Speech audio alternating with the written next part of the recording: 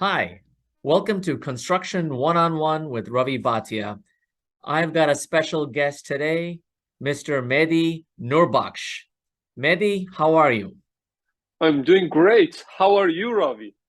Well, I'm doing very well, and looking at some of the exciting things that you're doing, I have a feeling that our industry is in really good hands. So, Mehdi, let's talk about your engineering journey and how it led to becoming a leader in paving the digital future for the AEC industry. Yeah, so I started as a structural engineer back in the days, and my passion was to write codes that design buildings.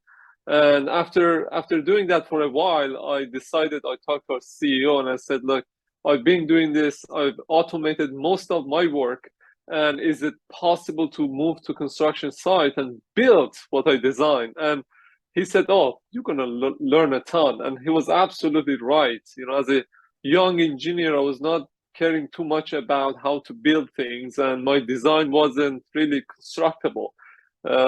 So moving to construction site opened up lots of opportunities and changed my thinking, and more specifically about some of the challenges that we had about the shortage of skilled labor back in the days. And, sustainability was quite new, but we were suffering, especially in the farming season, to lose our workers. And they left the construction site to do a safer work in farming.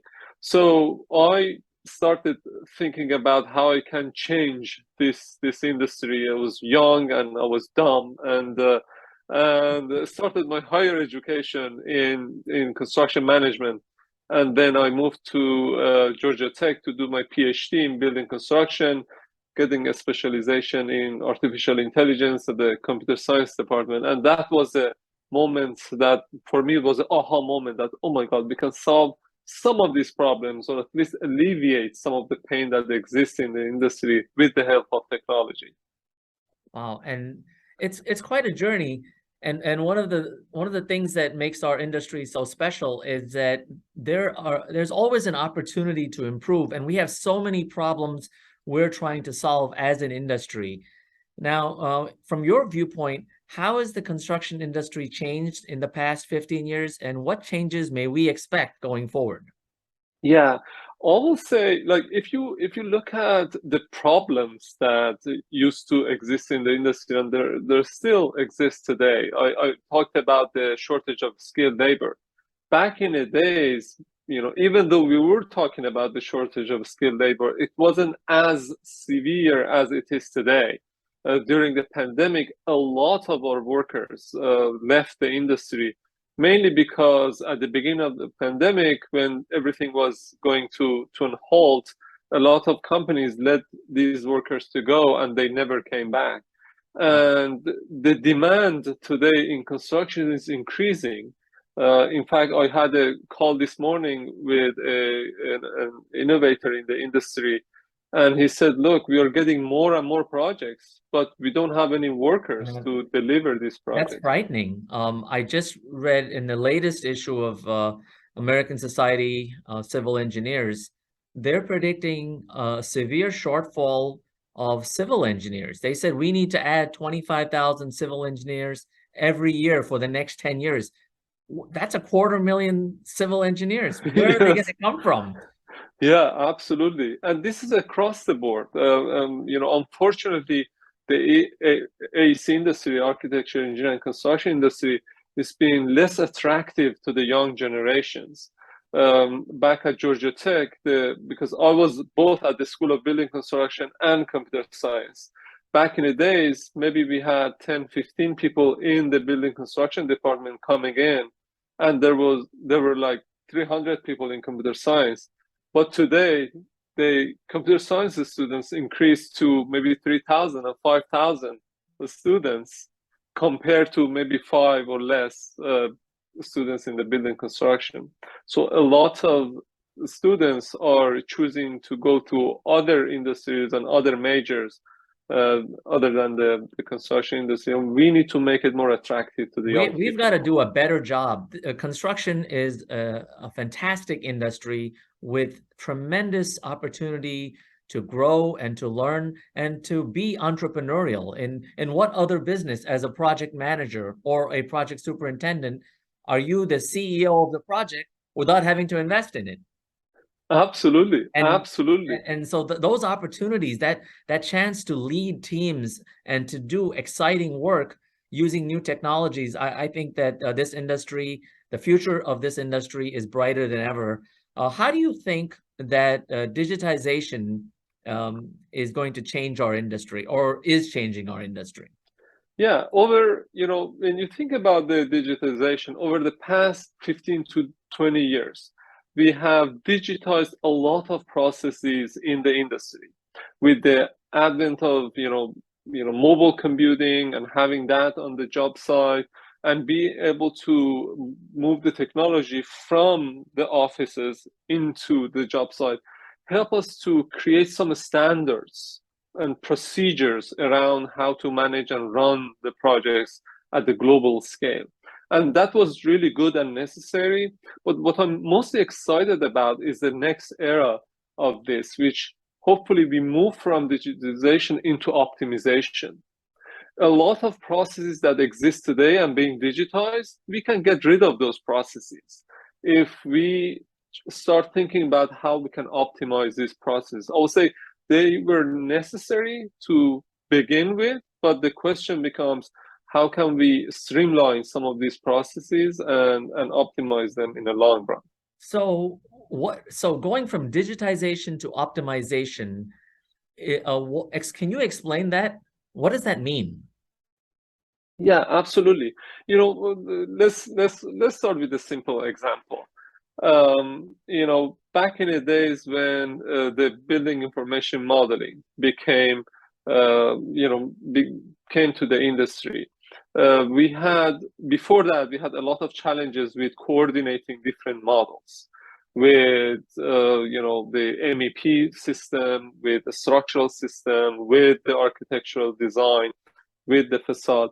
And with the help of this technology, and when everything got digitized, we no longer work on CADs and PDFs and prints. We started coordinating these in a better way and started finding clashes. And it was a big advancement in the industry. We could detect clashes before they happen on the site.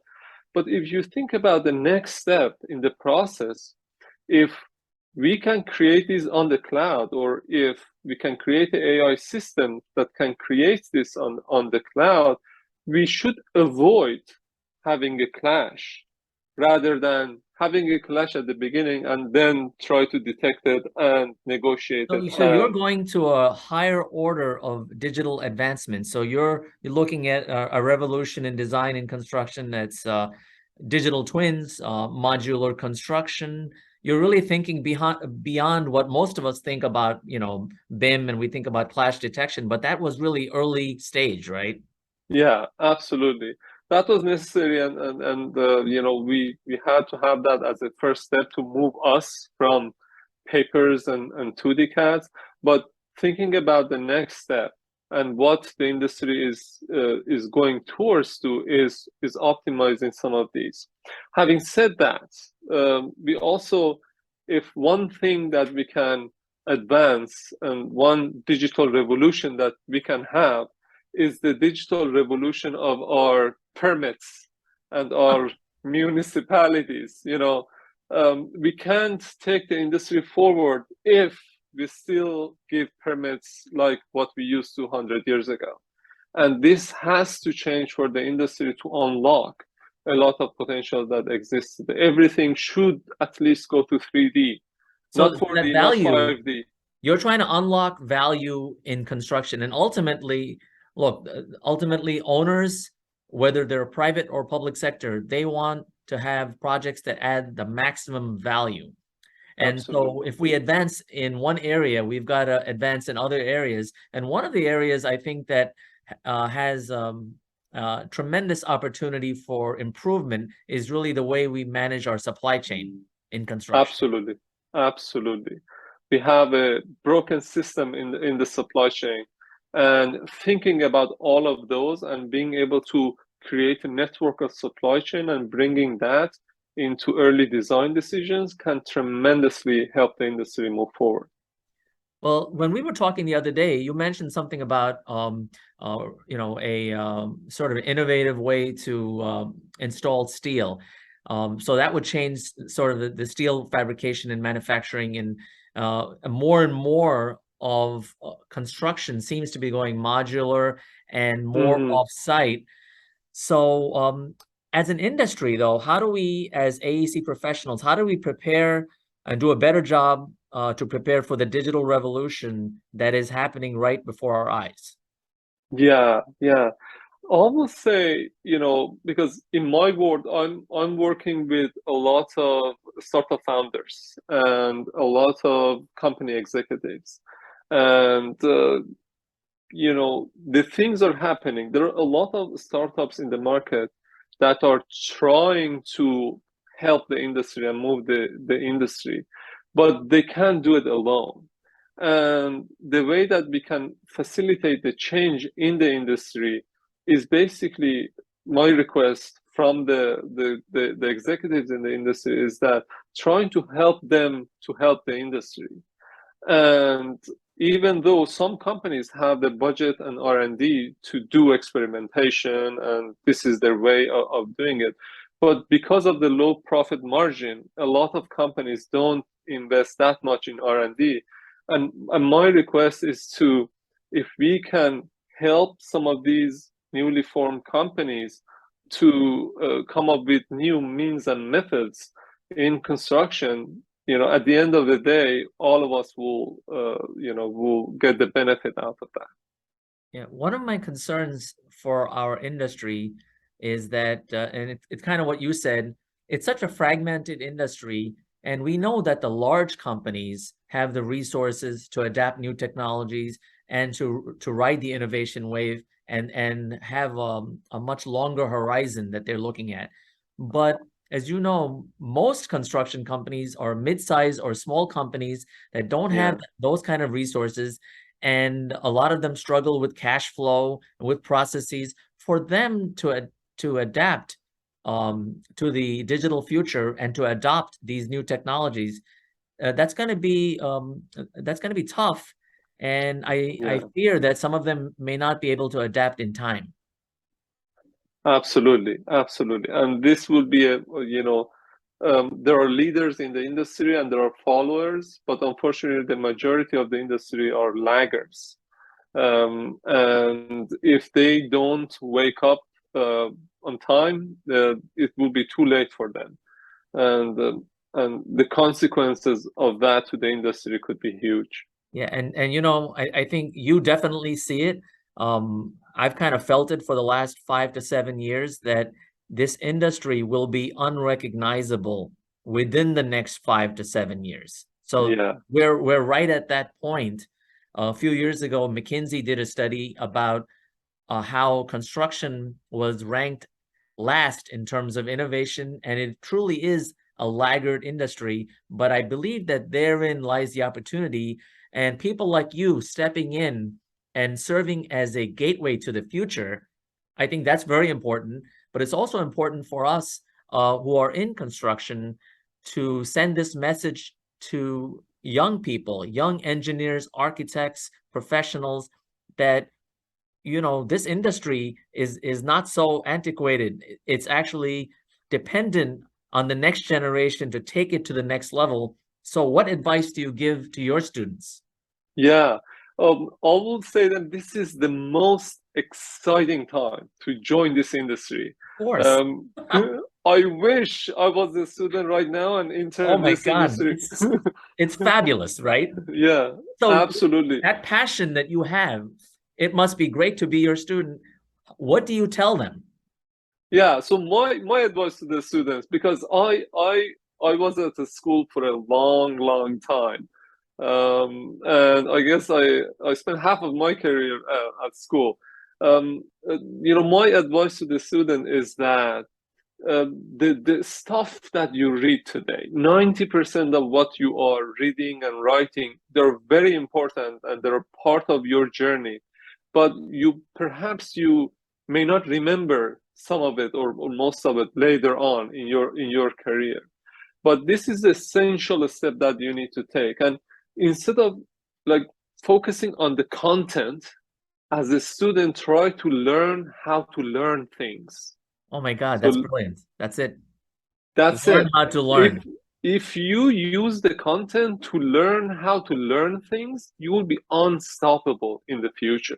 And I think that that's the message sometimes engineering students don't get, that the purpose of engineering school, now you've gone on to get your doctorate and you've done a lot of Yeah. advanced studies, but most of us who went to engineering school at the time, we didn't realize that the real purpose of an engineering education is to teach you how to learn, really. Yeah. Because Yeah. you're always you can't remember every formula, and you don't really have to, Yes. right? Absolutely. You can Google Yes. everything today, right? So what are you Yeah. actually learning? You're almost rewiring your brain. So Exactly. wow.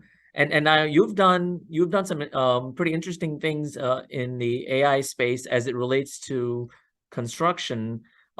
What key pinch points in the industry do you believe that AI can help us with, can benefit Yeah. the industry? Yeah, absolutely. So one of the major, as we discussed today, one of the major challenges that the industry has is the retirement of their knowledge workers and industry experts. And what AI is basically is a field of science where scientists try to mimic how humans see things, act, learn. And one of the key areas that AI can help us in the industry is basically mimicking the capabilities and the knowledge of our skilled workers and being able to preserve that at the organizational level. One of the one of the case studies that I mentioned in the book was a case study done by a team at Haskell, when the Haskell is a construction company that they built uh, they built they built facilities for yogurt and food and beverage industry. These facilities carry yogurt, wine, and it's very important in these facilities to have a clean and very clear piping. So the welding of these pipes becomes really important. But if Mhm. you think about these pipes, these stainless steel pipes, the worker comes in 8 a.m. in the morning, start welding, and they continue this until 5 or 6 p.m. in the afternoon. So they get tired. They don't exactly know what's the quality of their welds, and they have two certified welder or two certified welding inspector that can go to the site and inspect their welding. But these are very experienced people, more than 40 years of experience. They can be in every construction site. Right. So typically they get a phone call from a superintendent saying that, hey, I think there is something wrong in this area and you need to come. And they need to travel into some remote location overnight. They're always on call. So what they did was they said, what if AI can help us to not only inspect every single weld, but also help us to preserve the knowledge of these welding inspectors?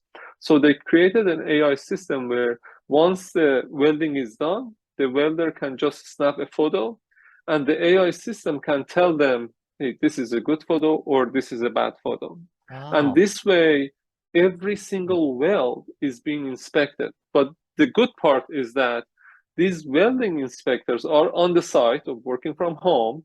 They receive all the photos and they receive the AI recommendation and say, okay, AI is right here, AI is So not it is right here. iterative. It is iterating at Exactly. such a fast pace that eventually the program can distinguish between what is a good weld and what is not an acceptable weld. Exactly. So the knowledge of the human goes into the system and they can preserve it for the next generation to come. And also now welder inspectors are inspecting maybe thousands of weldings every day. They get smarter because they can discuss and say, what do you think about this? What do you think about that? And the AI is also learning from them.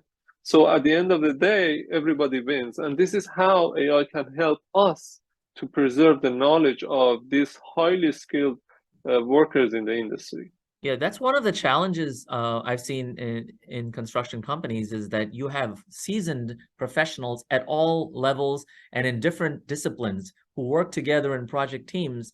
And when they retire, that tacit knowledge that they have, this Yeah, is the biggest asset that construction companies have, and that asset walks out the door, right? absolutely. And if we can Absolutely. find some ways to codify that and to capture that, the value that you would be unlocking would be tremendous.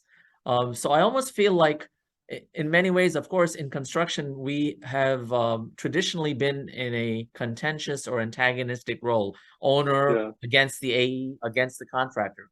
But I think those days are over. Today, it's yeah, about how do we work together to add value. And what I absolutely. want to know is, how has the industry embraced your innovative ideas? Have they been open about it? And what resistance have you encountered? Because you must have some resistance. Absolutely, yes. Well, when you think about the technology and new way of working, there are always people that are like early adopters. They want to change, they want to learn. There are What some percentage is people, that, do you think? well, I think maybe 10%, 5 to 10%, they're super excited. They want to test new things and they want to. But if you think about the majority of the industry, in our industry, people have different fears. And for a long time, I've been thinking about that. And I remember reading this book called The Salmon of Doubt, written by Douglas Adams, that talks about the reaction to technology over time. He says, I've come, I've come with a set of rules that describe our reaction to technologies. And he basically has these three rules. One is anything that is in the world when you're born is normal and ordinary, and it's just part of the way that world works. And anything that's invented between when you were 15 and 35 years old is exciting and revolutionary, and you probably get a career in that. And anything that invented after your 35 years is against the law of nature and against the order of things. That is So interesting. Oh, wow. yeah, and I remember reading another article about in 1825, people were afraid of trains and believed that their body cannot tolerate the speed of train, and it would melt if the train goes over 50 miles per hour. So that was the kind of a reaction that people had, and understandably, because it was new and they Almost some haven't. resistance. Is that the same Douglas Adams who wrote Hitchhiker's Guide to the Galaxy? I guess, yes. He's a very funny writer.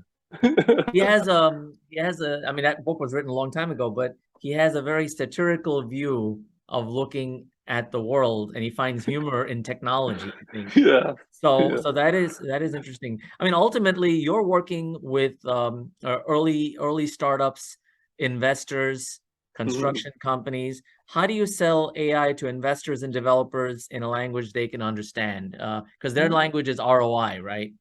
How do you Exactly. sell that? And this is the key, because you basically you don't sell AI. You help them to reduce their risk. You help them to Correct. increase their profit margin, and you help them to increase safety, quality, and succeed in whatever metrics that they have. It happened to be through AI. And the language is always around what are the key metrics that they have, where do they want to take their company in the future, and what are some of the existing problems that they have today, and how AI could help them achieve some Right. of those Because goals a that they have. developer, a real estate developer, they're very pragmatic. They Yeah, take in risk. They have put their money on the line. They have investors' money, and then they borrowed money. and so they want to know how can this help them from an economic point of view. I'm going to ask you a very tough question, because I sense that AI and digital technologies will help us tremendously in safety. And Yeah. do you foresee a day when there are no accidents, or the expectation is that there should be no accidents on a project? Oh, well, yes. And that is, when I think about the future of construction, there is a line, every project will have a balance between what do we do on site versus what do we do offsite. And imagine that we have a network of supply chain that we can go to and we can choose from. And for each project, based on the given condition of the project and the weather condition and everything, we can choose to maybe build 80% of the project offsite versus 20% on-site, or the other way around. So as we move towards the future, I will see that most of the project, or most parts of the projects, are being fabricated and shipped to the site. So as for the AI and safety, historically we look at AI in a not right way, in a sense that we can just put cameras here and inspect workers and tell them, hey, you're not having PPE, or you're a good person. But we didn't really look into what does that look like from the workers' point of view. Workers don't want to be spied on, and they don't like such technologies that Of course. just observe them. Yeah. In one of the construction projects that I went to, they got it in the right way, and that was they built a safety culture. And they asked the workers, hey, if you see something safe, snap a photo and tell us, very simple mobile interface, tell us what did you like about it, click here and there, and just send it to us. And every day more and more workers were participating in this program. And not only their accident decreased, but they had a great structured data set available for them to train a machine learning model on what is working on the site, what is not working, and how we can improve the safety training. Wow. So this is another way of using AI. Same problem, but now you consider the workers and the environment that they're operating on, and now create a culture that everybody loves and everybody wants to participate. Wow. Our viewers, I'm sure, will be fascinated and very intrigued by everything you're saying. Could you talk about your book? They might want to read your book and maybe find a way to contact you. Do you have a website? Absolutely, yes. So my website is Mehdi, Mehdi, Nour.com. And my book, Augmented, you can find the link to the book on my website. And I would love to get connected with all of you on LinkedIn. So please feel free to reach out. And I always receive emails from students, and I'd be happy to help you in your future career. And if anything that I can do, just let me know. Wow. Well, thank you so much, Mehdi, for being so generous with your time. Really appreciate you. You've just sparked so much thinking here, and we all have a lot to think about in this wonderful industry that we're in. And I'm really looking forward to reading your book, looking forward to seeing how you advance our industry. So many thanks. And thank you, everyone, for joining us at Construction One-on-One with Mehdi. Just incredible work. Thank you.